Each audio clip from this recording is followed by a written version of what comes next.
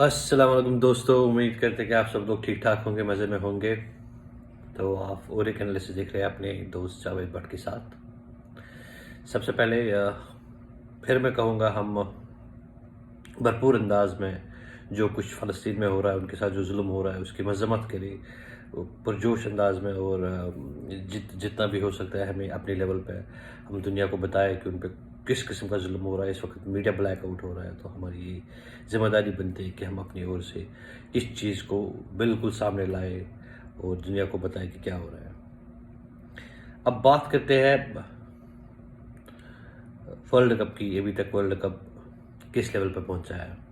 जब हम बात करते तो हमने देखा कि जो टेबल टॉपर्स हैं न्यूजीलैंड और इंडिया, कल और आज उनके दो अहम मुकाबले हुए। हालांकि अहम इसलिए थे कि यहाँ पे जिस तरह मैंने पिछले अपने लिस्ट में कहा था कि अब जो टीमें हैं अब डिस्पैरिटी उनमें आना शुरू हो जाएगी। अब थोड़ा सा जो जो टीमें आगे बढ़ेगी, जो जो मतलब वो पकड़ अब टेबल पे ऊपर अपनी रखेगी, वो जो जो टीमें पिछड़ती जाएगी वो और नीचे दसती जाएगी टेबल पे, और इवेंचुअली उनके टॉप 4 में चांसेस हमें बहुत कम दिखेंगे। तो इंडिया का मैच होना था बांग्लादेश के साथ। हमें पता था कि जब शकीब अल हसन नहीं खेल रहे हैं तो बांग्लादेश के जो 10-20% चांसेस है वो और कम हो गए। और इंडिया जिस किस्म की क्रिकेट खेल रही है पिछले 1-2 महीनों से, बड़ी ज़बरदस्त किस्म की क्रिकेट खेल रही है। उनके जिस तरह से हम हमेशा कहते हैं कि उनके सारे बेसिस कवर है, और उन्होंने जब बांग्लादेश ने आज टॉस जीत के बैटिंग का फैसला किया, जो शायद सही भी था क्योंकि उनको पता था कि हमें फिर उस तरह से चेज़ करने के लिए कुछ ख़ास नहीं है। तो उन्होंने एक धीमी शुरुआत की, लेकिन उनकी ओपनिंग पार्टनरशिप जो थी जो वो तंजीद और लिटन दास के बीच में अच्छी लगी थी। लेकिन इंडिया ने कमबैक किया कुलदीप और जडेजा के फॉर्म में या उनकी सूरत में, और उन्होंने जब ओपनिंग पार्टनरशिप को तोड़ा। और वहाँ पे हमने देखा फिर कि कोई भी ऐसा बैट्समैन नहीं था सिवाय नीचे से मोहम्मदुल्लाह और मुशफिक रहीम ने थोड़े से रन बनाए, और जो 261 का टारगेट था वो हमेशा से दिख रहा था कि इंडिया के रीच में था।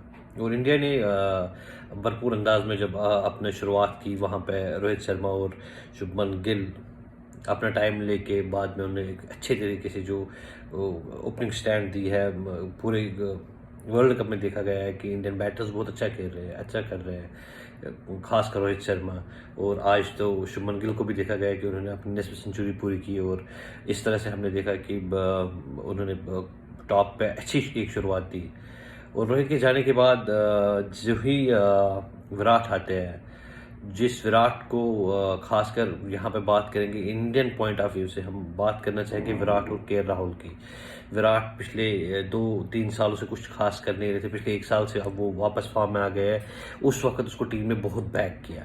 ये पाकिस्तान वालों को सीखना चाहिए जो इनफॉर्म बाबर को इस टाइम कर रहे हैं कि किस तरह से विराट को बैगिंग की गई थी। जब रोहित को क्वेश्चन पूछा जाता था वो बोलते थे कि क्या आप विराट से ऐसा कहेंगे कि नहीं आप छोड़े या ऐसा कुछ करें। बहुत सारी बातें हो रही थी मीडिया में, इनको छोड़ना चाहिए, इनको वो करना चाहिए।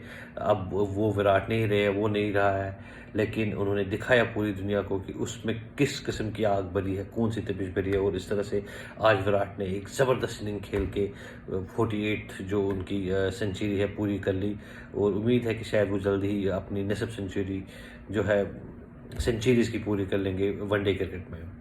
और के राहुल की इसलिए इम्पॉर्टेंट बात है कि ना केवल इंडियन मीडिया बल्कि इंटरनेशनल मीडिया भी, बाकी लोग आम शायकीन हम जैसे तमाम जो भी थोड़ी सी एनालिसिस करते हैं उनके पीछे पड़े थे कि कौन सा जख लगा इनके पीछे। खासकर जब ईशान किशन ने पाकिस्तान के खिलाफ अंडर प्रेशर वो ज़बरदस्त किस्म की इनिंग खेली थी, सवाल बन रहे थे क्या ये अब खेल पाएंगे कि नहीं खेल पाएंगे।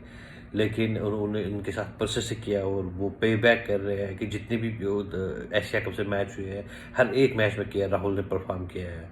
और इस तरह से इंडिया ने एक क्लिनिकल परफॉर्मेंस दे के ज़बरदस्त किस्म की रन चेज करके इस वक्त अपनी पकड़ जो है टेबल टॉप पे बनाई हुई है।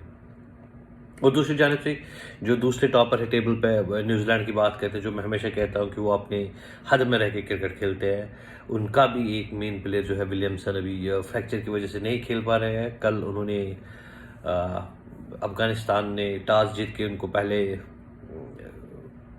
बल्लेबाजी के लिए आमंत्रित किया, जो शायद मेरे ख़्याल से अच्छा फ़ैसला इसलिए नहीं था कि अफ़गानिस्तान को छोटी टीमों को पता होना चाहिए कि चेज़ करने में हमेशा फिर मुश्किलात होते हैं, और कल अफ़गानिस्तान की फ़ील्डिंग बहुत बहुत माड़ी रही। अगर उन्होंने पहले वो चांसेस लपक लिए होते तो शायद सिनेरियो डिफरेंट होता। हमें पता था कि अफ़गानिस्तान ने ऑस्ट्रेलिया के साथ क्या हशर नशर किया था, क्योंकि उनकी स्पिन डिपार्टमेंट में जो बॉलर्स हैं बहुत अच्छे हैं, बट समहाउ क्या हुआ कि पहले जो शुरुआत हुई थी न्यूजीलैंड की ओर से, वो कभी ऑन कभी ऑफ कभी ऑन कभी ऑफ, बट समहाउ जब उन्होंने एक पारी को समेटा था, वो संभाला था, उसके बाद से हमने देखा कि किस तरह से न्यूजीलैंड को मिनी कोलैप्स सा हो गया। लेकिन वहाँ पर टॉम लेथम ने अपना काम कूल कंपोजर रखा, और जो फिलिप्स था उन्होंने भी एक सूझबूझ की बारी खेली, और बाद में उन्होंने उड़ान भरी, और इस तरह से हमने देखा कि 280 में जो न्यूजीलैंड का स्कोर आ गया, वो हमेशा से अफ़गानिस्तान की फ्लम्बायंट बैटिंग के लिए बहुत ज़्यादा था। और इस तरह से जो इंडिया और न्यूजीलैंड है अपनी साथ बनाए रखे है ऊपरी टेबल पे, और उनको बस 1-2 मैच की ज़रूरत और है। इसी तरह से इस रन रेट के साथ वो शायद पहले टीम्स होंगे जो सेमीफाइनल में क्वालिफाई करेंगे। और आज का मैच जो पाकिस्तान और ऑस्ट्रेलिया का होने वाला है, बहुत कुछ निर्भर करता है उस पर, क्योंकि ऑस्ट्रेलिया डाउन एंड आउट है इस टाइम, ज़्यादा मैचेस उन्होंने नहीं जीते हैं। वो चाहेंगे कि वो इस टूर्नामेंट में अपनी छाप रखे, और जिस तरह से मैं हमेशा कहता हूँ कि ऑस्ट्रेलिया को जीतना आता है, और उनकी हमेशा जो वो हम कहते हैं ना असामी रही है पाकिस्तान की टीम। उम्मीद करते हैं कि वन साइडेड मैच ना हो, एक अच्छा मैच हो, और पाकिस्तान के लिए भी एक अच्छा मौका है। अगर वो यहाँ जीतते हैं तो वो एक प्रमुख दावेदार बन जाएगा जो भी है वर्ल्ड कप के चौथे स्पॉट के लिए, एटलीस्ट, अगर तीसरे स्पॉट के लिए नहीं। तो वो इस वक्त जिस तरह से ऑस्ट्रेलिया का हारना, साउथ अफ्रीका का हारना, लग रहा है कि सारी टीमें जो इधर उधर तितर बितर हो रही है, और एक इंडिया को छोड़ के सब इनकम्प्लीट टीमें दिख रही है। मज़ा आ रहा है इस वर्ल्ड कप को देख के अभी तक कुछ तय नहीं है पहले 2 स्पॉट्स को छोड़ के। हम उम्मीद करेंगे कि एक अच्छी क्रिकेट होगी आगे जाके, और हम अच्छी क्रिकेट देखेंगे, और इसी तरह बाकी मैचों की एनालिसिस भी आपके साथ लाते रहेंगे।